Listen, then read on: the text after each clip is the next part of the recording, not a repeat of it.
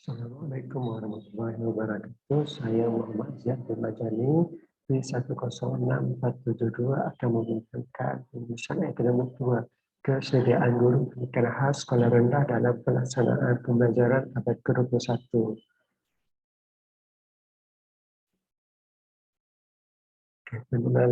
Pengenalan pembelajaran abad ke-21 ialah 6 aspirasi murid iaitu pengetahuan, kemahiran berfikir, kemahiran memimpin, kemahiran dui bahasa, etika, kerohanian serta mempunyai identiti nasional.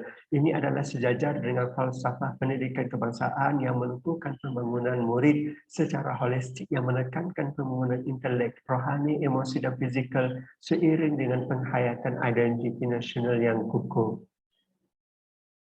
Latar belakang kajian. Pembelajaran abad ke-21 telah dilaksanakan oleh Kementerian Pendidikan Malaysia pada tahun 2014. Ianya adalah satu isu yang hangat dalam dunia pendidikan. Terdapat beberapa elemen yang diterapkan iaitu komunikasi, kolaboratif, pemikiran kritis, kreativiti serta aplikasi nilai murni dan etika. Pernyataan masalah terdapat 4, iaitu yang pertama kekurangan pengetahuan, kemahiran dan sikap dalam kalangan guru pendidikan khas sekolah rendah. Yang kedua, terdapat juga jurang yang besar antara guru pendidikan khas sekolah rendah mengenai kesediaan mereka dalam melaksanakan pengajaran. Yang ketiga, terdapat banyak masalah yang berkaitan dengan pelaksanaan kurikulum baru terutama dari aspek pengetahuan pedagogi dalam bidang ICT. Yang keempat, kekurangan kesediaan pengetahuan, kemahiran dan sikap guru untuk menerima pembaharuan ini disebabkan kekangan masa dan sumber yang tidak mencukupi.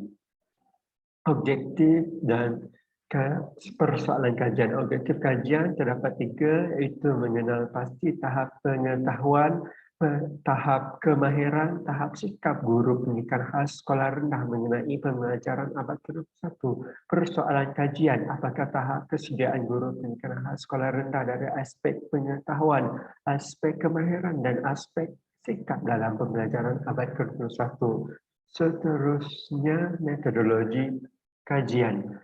Yang pertama, reka bentuk kajian berbentuk kuantitatif iaitu kajian kes. Yang kedua, kaedah kajian soal kaji selidik. Yang ketiga, responden sampel kajian 37 orang guru pendidikan khas di daerah Padawan. Persampalan iaitu untuk melihat kesediaan guru. Yang keempat, lokasi kajian sekolah rendah yang menjalankan kelas pendidikan khas di pejabat pendidikan daerah Padawan. Yang kelima, instrumen kajian, borang kaji selidik, soalan disediakan. Yang keenam, tata cara persedia pemulihan data iaitu data berbentuk deskriptif.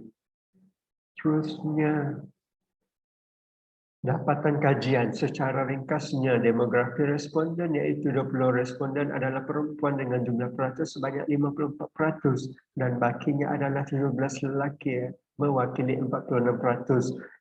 Seterusnya berkaitan dengan PAK 21, 31 responden mewakili 83.7% telah mengikuti kursus PAK 21 manakala 6 responden 16.2% tidak mengikuti kursus PAK 21. Tahap pengetahuan skor min ialah 3.7000, tahap yang sederhana tinggi. Tahap kemahiran skor min ialah 3.9162, tahap yang sederhana tinggi. Dan tahap yang ketiga, tahap sikap skor min ialah 4.3027, tahap yang tinggi.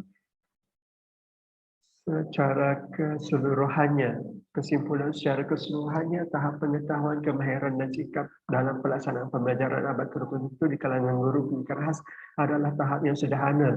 Hampir kesemua responden tahu tentang pelaksanaan tersebut.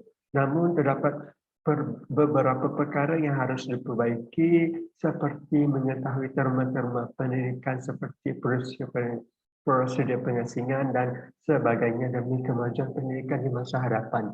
Oleh itu, guru pendidikan khas harus diberi penekanan dalam melaksanakan PAK 21 bagi melonjakkan kualiti mereka dan sekaligus menjadikan objektif pengajaran dan pengurusan PDPC mampu tercapai dengan jayanya. Sekian, terima kasih.